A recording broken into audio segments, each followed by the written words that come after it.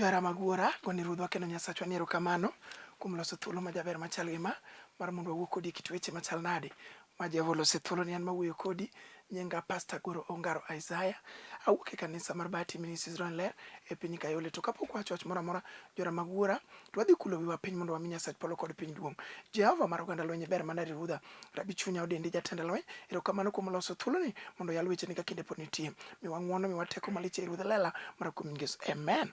Johera magwora, adhi wuoyo ndiko mawuok Ezekiel 37. Ndiko mawuok e muma mar Ezekiel 37. Adwa wuoyo kuom choke motwo. Otwo kururu, kendo ka ji neno to neno gimotwo. Jogweng' ka neno to neno gimotwo. Anyuola ka neno to neno gimotwo. Joma ni somogo ka neno to neno gimotwo. Dala mitede ka ging'iyo to gineno gimotwo. Nyaka dichuo mitedo ne neno gimotwo. Nyaka ohala manoyaw ineno gimotwo. Kawuono Jehova chika mondo awuo kuom holo mar choke motwo. Wasom gimondiki thon wach Ezekiel 37. Holo mar choke motwo. Nawinjo ka teko Ruoth Nyasaye ni kuoma. Miro noting'a motera e holo kama choke opong'o. Choke tiende ni onge gimoro maber kuomgi. Ne Jehova oting'o Ezekiel udibusi otere e holo mar choke motwo. Choke gin gik mano iki. Samoro no ikgi igni 10 manosekalo. Samoro ikgi igni 3 mokalo. Samoro ikgi nyoro. Samoro ngima ng'ato no iki chon.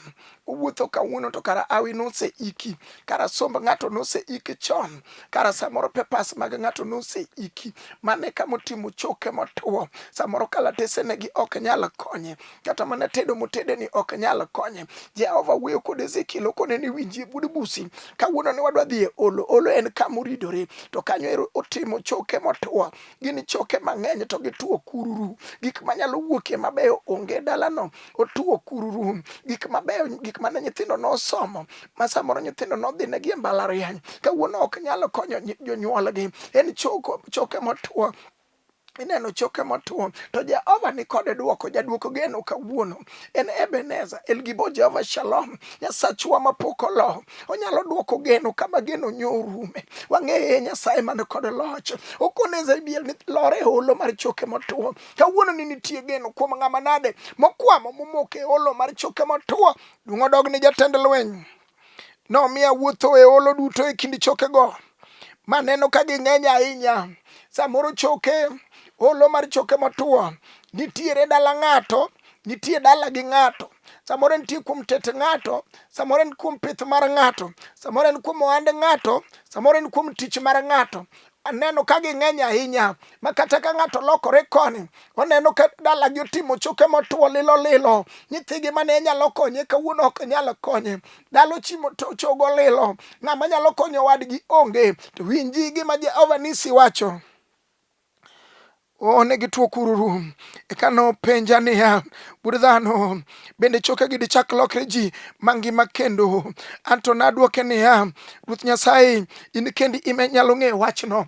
Kar mondo mi andi chung', Jehova ong'eyo wachno. Mondo mi ting' nyathi e tiendi, Jehova ni kod duoko. Mondo mi dak ni obed kod kwe, Nyasachwa ni kod duoko. Mondo mi kawuono ni iwuoth ka ibe in kod mor. Ma tuo norumo kuomi. Ma samoro tuo nosesando ng'ato mobedo siranda. Modong' choke lilo. Jomoko wacho ni ka wadhi nene, waweye kod Nyasache. Ng'ama ong'eyo mondo mi changi. En be Jehova Elgibo. En kod duoko kawuono ni. Wachungo jatend lweny odhiambo. Okinyi kawuono wachunge Ebenezer. Jehova manoparo nyako. Moleo higa 12 ka iye chwero tobo. Ka jochiende oyawo freji mag iye. Chwero kendo madho rembe. Mane Yesu ka Jehova mwakelo. En kende mong'eyo resruok mari. Kawuono ni wawacho ni nitie geno kuom Jehova. Kuom ng'ama nade momoko moleo. Nitie Nyasaye manyalo duoko geno. Kama geno norume ne ng'ato. Jehova nitie nyalo siro ng'ato. Kama kwamo nomoke gi ng'ato. Ma ng'ato dong' chogo lelo. Nyaka gik mane en go norumo. Odong' kod chwat, odong' buga. Odong' gi lwete ji nyiere. Jehova ong'eyo nyalo siro ng'ato. Nyasachwa ong'eyo nyalo chung' gi ng'ato. Ruodhwa ong'eyo nyalo ting'o ng'ato malo. Dungo dog ni ja Nazareth. Nowacho niya, kor ni choke ge wach kinyiso gi niya, un choke motuo, winjuru wach Ruoth Nyasaye. An Nyasaye wacho kama, abiro miyo muya lor kuomu mano Jehova Nisi, obiro miyo nyaka kwe mane onge duogi, obiro miyo nyaka ohala manorumo chung' malo kendo mano Nyasaye mapok olo, obiro miyo nyaka kwe ma onge chak duogi e dala, obiro miyo nyaka tuo mane sando ng'ato nyaka rum. Jehova biro miyo kawuono ne nyaka giminyiero ne par ng'ato maka ji ochung' e nyim dhorangach to mako umgi ka wuoyo kawacho ni ma be dala ma chieng' moro nochung' adiera, ji oluor kata kalo gi wendgi e dala ukanyo nikech ineno ka udni nodhi okungore kod umgi. Kawuono wakelo geno nitie Yesu jaduok geno, kama geno norume Jehova nyalo duoke geno. Noparo Ana ka Ana nokwamo, inyiere pile kod pile mano Jehova Elgibo, kama geno norume Jehova ong'eyo nyalo siro ng'ato moywene ng'ato pi wang'e lela, ojalo nying ng'ato, onyalo loko kaka nolongo mar Jakobo ma wuod Isaka. Okone ni winji Jakobo kochakore kawuono ok chak luonge Jakobo, iluonge Israel, ng'at mogwedhi. Jehova ong'eyo nyalo loko nyingi kawuono, nying mar dala mane kiseyo, dala manokwamo, dala manomoke anete, dala manomoke chong, dala manomoko kimuode ondelo. Igwene odeyo tichame kuon thing. Magi mier ma Jehova kawuono biro ting'o malo, mane ohala manokwamo Jehova biro ting'o malo, mane nyar ng'ato minyiero ma Jehova biro ting'o malo, mane wuod ng'ato mikuomo kwamo Jehova biro ting'e malo. Mumbakona niya, abiro keto leche kuomu, Jehova biro duoko gik mane onge, miya miu ring'o kod pien, eka na mi muya donji kuomu, mi uchako bedo ji mangima. Bang' mano unung'e ni an Ruoth Nyasaye. Mumbakona Jeremia 1:18 ni kawuono amiyi teko mar muko gi pudho gi go piny. Bed ni nitie gima nade manomuko and ng'ato od ng'ato, dak mar ng'ato momiyo ng'ato wuotho kadawo ka kwano lwetene. Kawuono odiechieng' norumo, kawuono ondike Jo-Kolosai 2:14 ni norucho gima nondiki manotwewa. Gima nondikino momiyo ng'ato inene kaka holo mar choke motuo, gimoro amora maber mawuok kuome onge. Kawuono ne nying Yesu ja-Nazareth, wacha na jachir kawuono, gimomiyo inena momiyo ok anyal yudo kara mondo mi atedi kawuono. Ondike Jo-Kolosai 2:14 norucho gima nondiki manotwewa. Gima nade momiyo achalo chogo motuo kururu, kata noik apa kinde manade. Chogo gin gik miiko piny, ma samoro seche mani iko kinde mane poko ikgi to nitie weche manowachi mar mondo mi ng'at mano ikno ero mondo gima ne okethre, ohala mano ikno ero mondo mi okethre. Seche miwacho gi kitimo liswache, nitie weche miwacho to Jehova wacho niya, norucho wach manondiki manotwewa, momiyo gimoro nyalo bedo ni okwame od ng'ato, momiyo ng'ato iwacho ni omako ich igani kata dweni idhno chako lwar magore piny, onge geno. Kawuono wakelo Yesu geno, onyalo rucho gima nondiki manotwewa. Gima nade manowach kisiemo godo par ng'ato, gima nade manowach kisiemo go hand ng'ato, gima nade manowach kisiemo go nyithind ng'ato, onyalo rucho. Gimomiyo ng'ato dong motuo kaka kururu noero, e nying Yesu ja-Galili wakele chier mar choke ja-Nazareth, onyalo rucho gima nade mondiki motweyo ng'ato. Duong' odog ni wendo. Isaya 45 wacho niya, Jehova wuoyo kod kuros ruoth moseyiero, kone na abiro mako badi kata ichalo kururu kamano. Abiro mako badi ma pie gode mogangore mbeleni, ng'ama odong' kende modong'o nyambasi. Wan kod Jehova manyalo limo ng'ato kokwamo, olimo Lazaro komoke bwo liel. Ka jodongo oselimo dala mobet moriedo moluoro dala moketo diere, nyithigi to ywak malit gidong' kendgi. Kare kama nodong' ma ng'ato nodong' e kururu, Jehova nyalo limo maduogie nyaka geno mane geno manorumo. Mane Jehova Elgibo Zaburi 40:2 wacho niya, no ywaya kogola chuodho motimo todo. Mano Jehova Nisi kata ng'ato nosemoko mochalo gimodong' kururu, owuotho mosiepe onge manyalo lime, onge giminyalo bedie ode, dala gi onge giminyalo dwang' kaka geno. Onyalo ywayi kogolie chuodho motimo todo. Jeremia 23:29 wacho ni wachna chalo mach chalo nyundo, ka umajudo kawuono mondo ichiem godo dala, wichiem godo andi, ichiem godo nyithindi. Wach ni kawuono ni e nying Yesu ja-Nazareth, ok anadong' katuo kaka kururu. Kawuono nitie wach Jehova machalo macho chalo nyundo, obiro baro lwanda matindo tindo, lwendni manokete mbele ng'ato, manokete i ng'ato, momiyo ng'ato ywak pile kod pile, momiyo otuo kururu pile kod pile, kata wuothi tonge kata konyruok manyalo yudo, olokore mbaka majigo nyake chiro, olokore mbaka migo nyake plot, olokore mbaka migo nyaka kama ji tiye, olokore mbaka migo nyaka kama ji time ohala. Wan kod Jehova El Gibo, Jehova Nisi, wachne chalo machi chalo nyundo, obiro baro lwanda no matindo tindo, gima ne onge biro yudore, gweth manoiki e lo Jehova biro golo oko. Yesu ka Jehova mwaluongo ni mae chier mar choke, ja Galili kosetho bang' ndalo adek, ok noluonge ni Ayati, be ok noluonge ni mare emu. Kawuono waluongo Yesu mangima mochier, kawuono ni sibuoro mwamoloyala, obiro chiero gima nade manosenegi molokore kaka chogo manolal, gima nade maniwacho ni kar ng'aneno to noselal, mago wiwa nosewil godo, mier mawichi nosewil godo, elni mawichi nosewil godo. Jehova biro chiero gi kawuono ni, wacho ne Ezekiel wuod Musi niya, kawuono ni chokorne chokege niya, gibiro bedo kod leche kendo. Mano Jehova El Gibo, wach nohala ni noanda ibiro chung' malo e nying Yesu ja Nazareth, gima owuok e Lewi, wach kawuono ni nyithinda biro somo e nying Yesu ja Nazareth, chiega ni bedo gi nyathi e nying Yesu mare polo, chuora ni kawuono Jehova ting'o malo e nying Yesu ja Nazareth. Odogni wendo Mika 7 matinda boro wacho niya, wasika kik ugona siboi, kata selwato Jehova biro ting'a malo kendo, nyithinda biro somo kendo, dak na biro chung' kendo, pete mana yudo mar arusni ok abi wuotho go to oda omwomore, abiro wuotho go kasungo Yesu ka Jehova majalo riwo dak mabed gimoro achiel.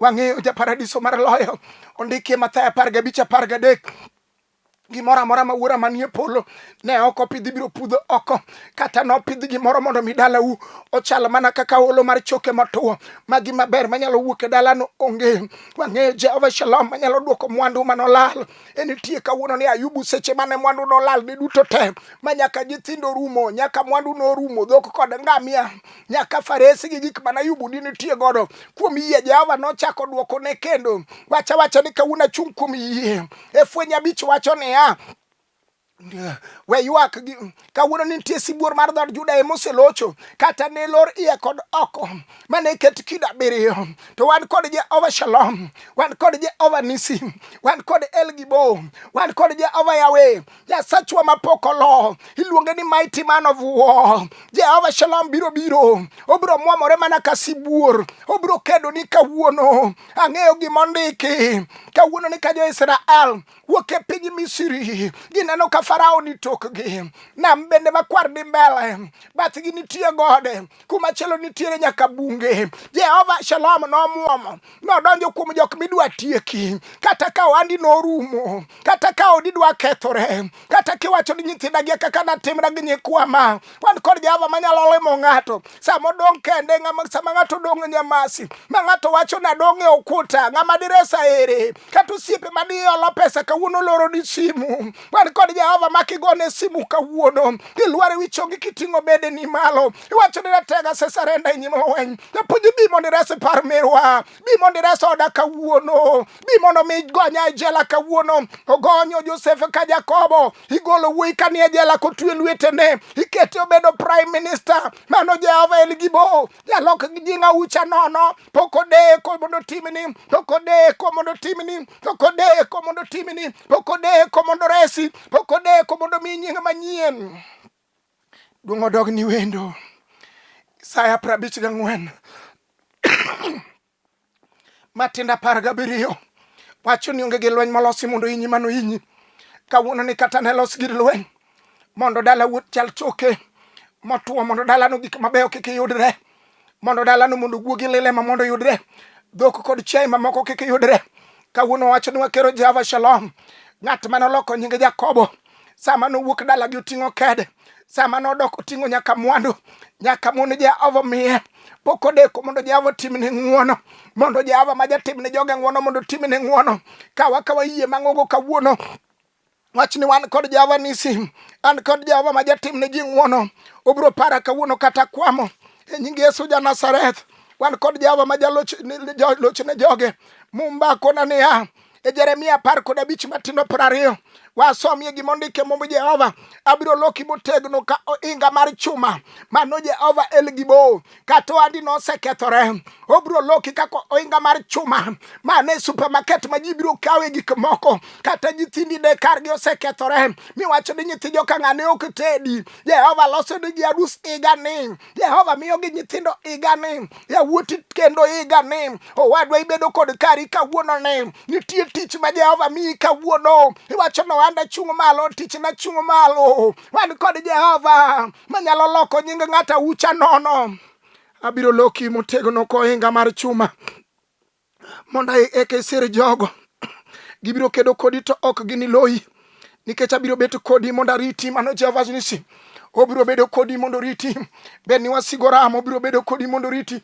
bed ni tuoche nitie obiro bedo kodi mondo riti bed ni chandruok nitie obiro bedo kodi mondo riti wang'eyo Yesu ka Jehova manomako yamo sama yamo nodhi okedo matek ma yamo ywak malit e dier nam ka jo ote ni e dier nam mumbako na ni jo ote no ywak malit ka giluongo Yesu kidi mar jogedo ka gichiewo ratego kawuono chiew Yesu e wandiwa kode ni japuonja chiewi mondo michung' na wala mondo imak yamo modonjo kawuono sibuora chiewi kawuono mondo ichung'na e dak mamara mondo imak na yamo kawuono ni nyinge Yesu ja Nazareth yamo biro go sarute ji mi Yesu ono wang'eyo inga mar jokedo Yesu Lwanda Jagalili ya misinga mar polo madwele to nyalo we mondo wadende kawuono jakondo mula nang'o mano temo go Lwanda motame loyo we mondo kawuono wateme ane kod tuo no biro go sarute ji mi Yesu meja we mondo watende me kod school fees maonge no biro go sarute ji mi Yesu meja nang'o matek maonge ondiki Biblos maler niya fedha gi dhahabu gin maga gima onge no Jehova nigo bia wichongi kawuono wach ni ruoth gima onge godo ni ruodha in godo kawuono ni loka kako inga mar chuma dongo dog ni ratego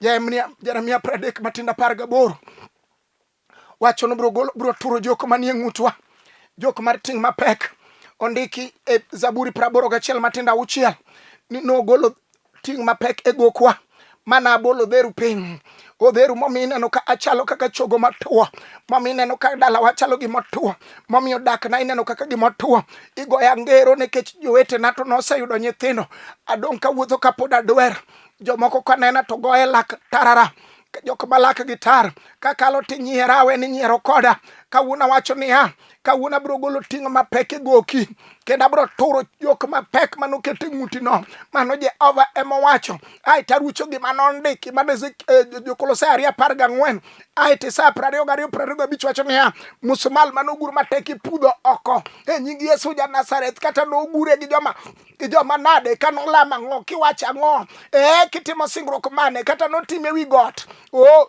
kata notime buo pi kata notime i bunge machalo nade wakelo kome korora mang'ongo ang' nopudho musmal manogur matek momiyo kar ng'ato chalo kaka motuo kururu enitie Yesu wendo enitie Jagalili enitie chier mar choke enitie ja Nazareth muga to nyalo kawuono ni wang'e kidi mar jogedo dongo dog ni wendo Fwenya 3:8 wacho niya abiro keto dhote mbele ni maonge ng'ama nyalo loro kawuono ni kata ne lor ohande ng'ato sombo nyithi ng'ato dak mar ng'ato pith mar ng'ato kawuono ni Jehova wacho no biro keto dhote mbele wa maonge ng'ama nyalo chako loro nying Yesu ja Nazareth Manuel ni kod kifungu onyalo yawo gima nolor no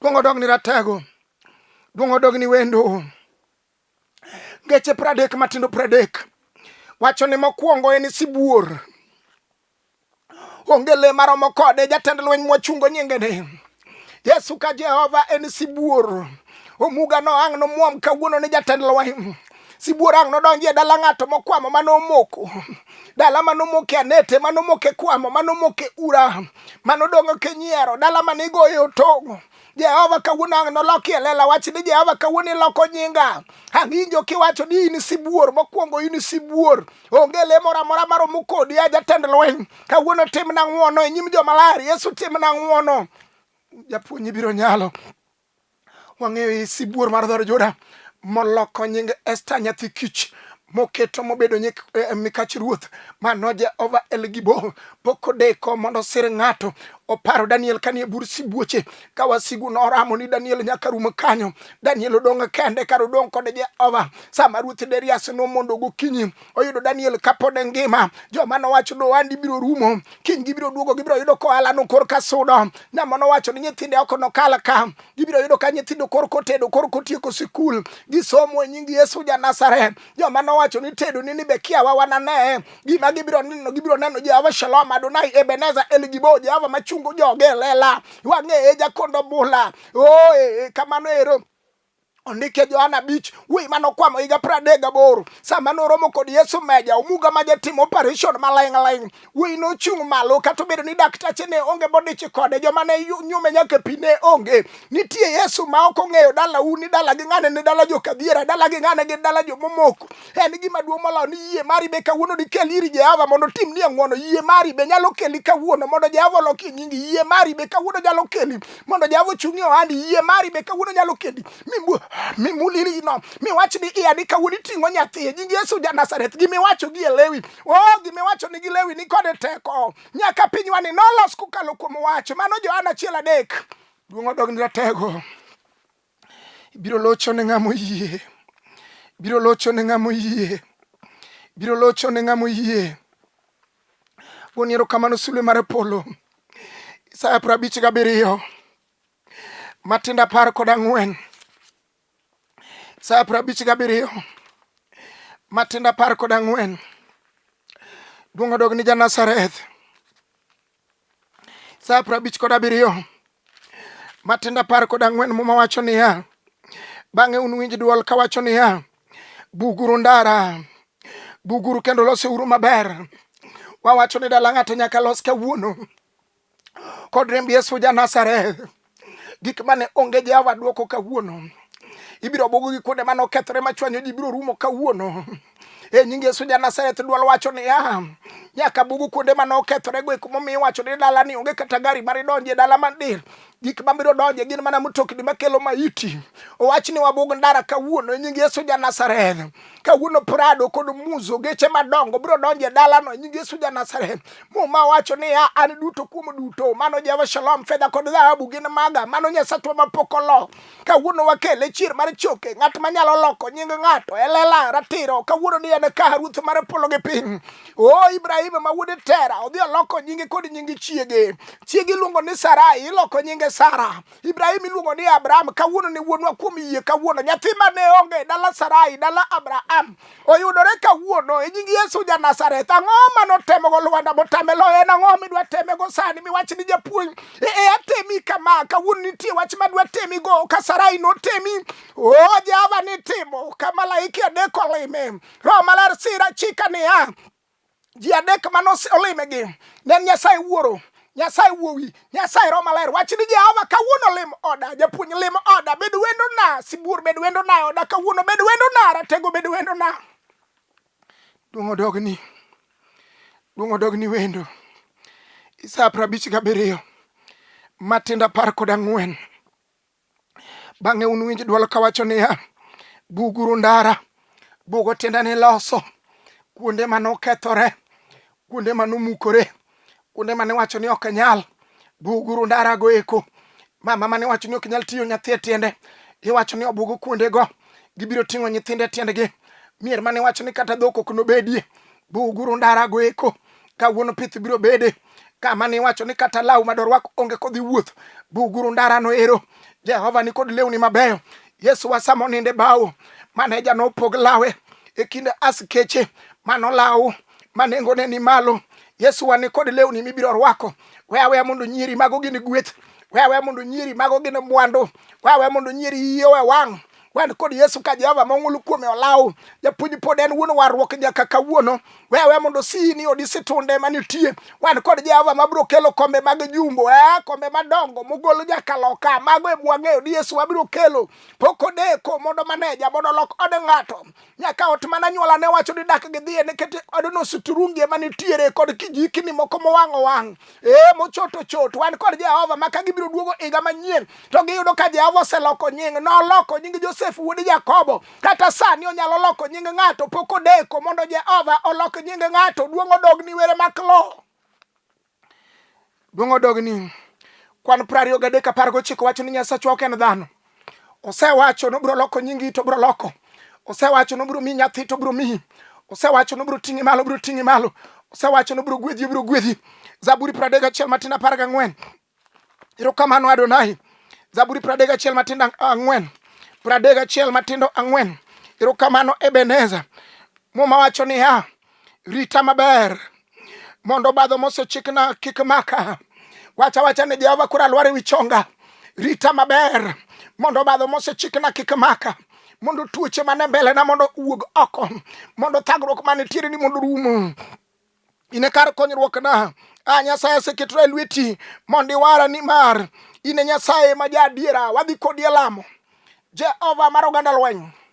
Pare mama mowinji ni, pare jaduong' mowinji ni. Pare kijana mowinji ni, ya Nyasaye mang'ongo. Pare nyathi sikulu ni, pare dala ni ruodh lela. Ng'wono ni, Yesu ng'wono ni, majasiri joma lar. Mondo siri ruodh lela iting'i malo kidi mar jogedo sulue. To bara kuom Yesu, amen. Jara magura jodala mageno. An mawuoyo kodi nyinga Pastor Goro Ongaro Isaiah.